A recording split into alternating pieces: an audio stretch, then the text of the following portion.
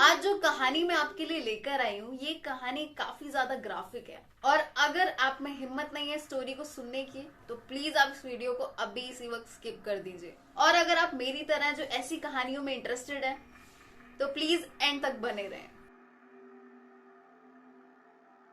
आज की हमारी एक कहानी है जर्मनी के एक टाउन रॉटनबर्ग की, जिसके अंदर एक 42 साल का आदमी आर्मिन रहा करता था। आर्मिन एक कंप्यूटर एक्सपर्ट था, प्लस वो एक काफी ज्यादा हेल्पिंग नेबर भी था। उसके नेबरहुड में सभी लोग उसको काफी ज्यादा पसंद किया करते थे, क्योंकि वो लोगों की छोटी से छोटी चीजों से लेकर बड़ी से बड़ी चीजों में हेल्प किया करता था। इतना ही नहीं, वो लोगों को डिनर पे इनवाइट भी किया करता था। लेकिन एक दिन आर्मिन कोर्ट में अपीयर होता है और उसके ऊपर इल्जाम होता है कि उसने एक आदमी को मारकर खाया है। जब आर्मिन 8 साल का था तब उसके फादर उसको छोड़कर चले गए और उसकी मम्मी भी उसको कुछ खास प्यार नहीं करती थी। तो 8 साल की उम्र से ही आर्मिन ने एक अजीब सी फैंटेसी डेवलप कर ली और वो फैंटेसी थी लोगों को मारकर खाने की, इंक्लूडिंग उसके क्लासमेट्स को भी। वो लोगों को देखकर यही फैंटेसाइज करता था कि इनको मारकर खाने में कितना मजा आएगा। 1999 में जब आर्मिन की मदर की डेथ हो गई, उसके बाद से तो आर्मिन की ये डिजायर और ज्यादा बढ़ने लग गई। लेकिन इस केस में एक ऐसा ट्विस्ट है जिसने इस केस को जर्मनी की क्रिमिनल हिस्ट्री में एक्स्ट्रा ऑर्डिनरी बना दिया। आर्मिन की इच्छा तो थी बहुत ज्यादा कि किसी को मारकर वो खाए, लेकिन वो चाहता था कि उसका जो भी विक्टिम हो वो अपने कंसेंट से उसके पास आए। वो कंसेंट से ये चीज करना चाहता था। वो चाहता था कि कोई इंसान विलिंगली उसके पास आए और उसको बोले कि मुझे मारो और खा जाओ। पर क्या ऐसा हो सकता है? ऐसा हुआ। इस चीज को कंसेंट से करने के लिए आर्मिन ने इंटरनेट पे एक एडवर्टाइजमेंट डाल दी। वो एडवर्टाइजमेंट एक चैट रूम के थ्रू थी। उस एडवर्टाइजमेंट के अंदर लिखा हुआ था, मुझे एक नौजवान की तलाश है जो विलिंगली खुद को मेरे पास लाकर कैनिबलाइज कराना चाहता है। यानी कि कोई ऐसा इंसान जो खुद उसके पास जाए और कहे मुझे खा लो। लेकिन टू आवर सरप्राइज काफी लोगों ने रिप्लाई किया। काफी लोग चाहते थे उसके इस कैनिबलिज्म का पार्ट बनना। स्ट्रेंज है ना कितना। लेकिन इन द एंड सब बैक ऑफ हो गए। पर एक आदमी आगे आया, बर्न ब्रांडिस, जिसकी एज 43 थी और वो बर्लिन का इंजीनियर था। फाइनेंशियली वो काफी स्ट्रांग था और लाइफ में एकदम सेटल्ड भी। अब आ जाते हैं मार्च 9 की शाम को, जब ब्रांडिस आर्मिन के फार्म हाउस पे आ जाता है। आर्मिन ने उसको इनवाइट किया होता है क्योंकि ब्रांडिस वॉलंटियर करने के लिए रेडी हो चुका होता है। जी हाँ, एक आदमी अपनी विल से खुद किसी के पास जा रहा होता है अपना मर्डर करवाने और खुद को कैनिबलाइज कराने के लिए। तो ब्रांडिस आर्मिन के घर पहुंचता है। वहां पे वो लोग अपस्टेयर्स जाते हैं आर्मिन के एक बेडरूम के अंदर। वहां जाकर आर्मिन ब्रांडिस को 20 स्लीपिंग पिल्स देता है। उन्हें खाने के बाद वो एक स्ट्रॉन्ग अल्कोहल की बोतल आधी खत्म कर देता है। उन पिल्स और अल्कोहल को कंज्यूम करने के बाद ब्रांडिस काफी ज्यादा डिजी प्लस टायर्ड फील करने लग जाता है। जिसके बाद आर्मिन के बेडरूम के अंदर आर्मिन ब्रांडन का जेनिटल अपने दांतों से काट कर निकालने की कोशिश करता है। जी हाँ, आई नो ये सुनने में बहुत ग्रॉस है, बट वो एग्जैक्टली यही करता है। लेकिन उसको बाइट ऑफ करके निकालना बहुत मुश्किल होता है उसके लिए। तो अब वो क्या करता है, एक बड़ा सा नाइफ लेकर आता है और नाइफ की हेल्प से उसके जेनिटल को पूरा अलग कर देता है। इसके बाद वो और ज्यादा ग्रॉस चीज करते हैं। उसके जेनिटल को काटने के बाद वो दोनों उसको रॉ खाने की कोशिश करते हैं, दोनों के दोनों। लेकिन वो पॉसिबल नहीं हो पाता। इसीलिए अब आर्मिन क्या करता है, उसके जेनिटल को किचन में लेके जाता है, पैन को गरम करता है, उसके अंदर ऑलिव ऑयल डालता है, गार्लिक डालता है और सॉल्ट एंड पेपर के साथ उसको रोस्ट करता है। वो इनफैक्ट ब्रांडन के फैट को भी उस जेनिटल के साथ रोस्ट करने की कोशिश करता है, लेकिन वो फैट जल जाता है।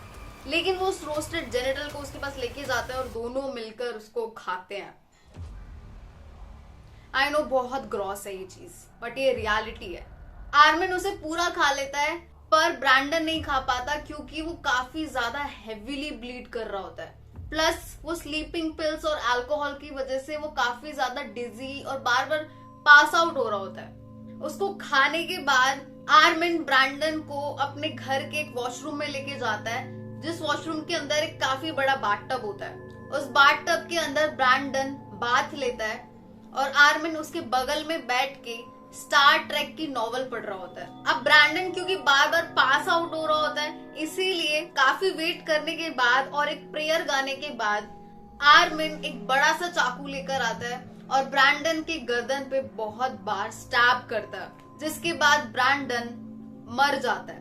उसके मरने के बाद वो ब्रैंडन की बॉडी को लेकर जाता है और एक मीट हुक पे टांग देता है, जिसके बाद वो उसकी बॉडी को बीच से पूरा काट देता है और उसके छोटे छोटे टुकड़े करके उसके घर के फ्रिज में एक लेफ्ट ओवर पिज्जा के बगल में रख देता है। वो उसके स्कल को अपने गार्डन में गाड़ के आ जाता है, जिसके बाद वो अगले 10 महीने रोज अपनी डिनर टेबल सजाता है, न्यू कटलरी रखता है उसके ऊपर, कैंडल्स रखता है और एक अफ्रीकन रेड वाइन के साथ ब्रैंडन के मीट को खाता है।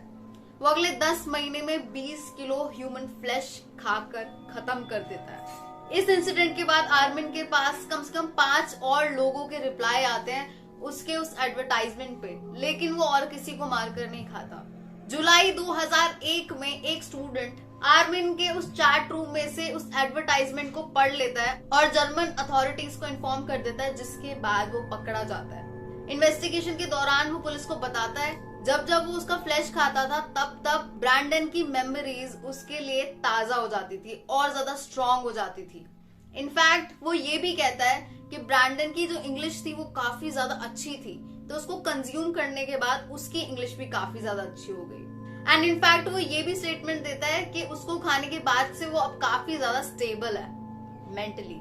अब इस केस का ट्रायल चलता है और ट्रायल काफी इंटरेस्टिंग होता है क्योंकि जर्मनी में उस टाइम पे कैनिबलिज्म इलीगल नहीं थी।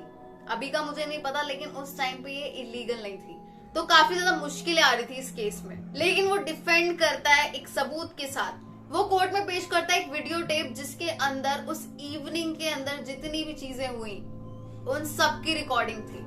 इनफैक्ट उसके अंदर ब्रांडिस के द्वारा कंसेंट देने तक की रिकॉर्डिंग्स थी और ब्रांडिस काफी बार कंसेंट करता है उस वीडियो के अंदर कि जो भी हो रहा है वो मेरी मर्जी से हो रहा है, मैंने अलाउ किया है इसीलिए हो रहा है। और उसको देख के साफ पता चल रहा होता है कि वो किसी के भी प्रेशर में आके नहीं कर रही है, वो सीरियसली अपनी मर्जी से ये चीज कर रहा था। आगे जाके पता चला कि आर्मिन को एक मेंटल डिसऑर्डर था।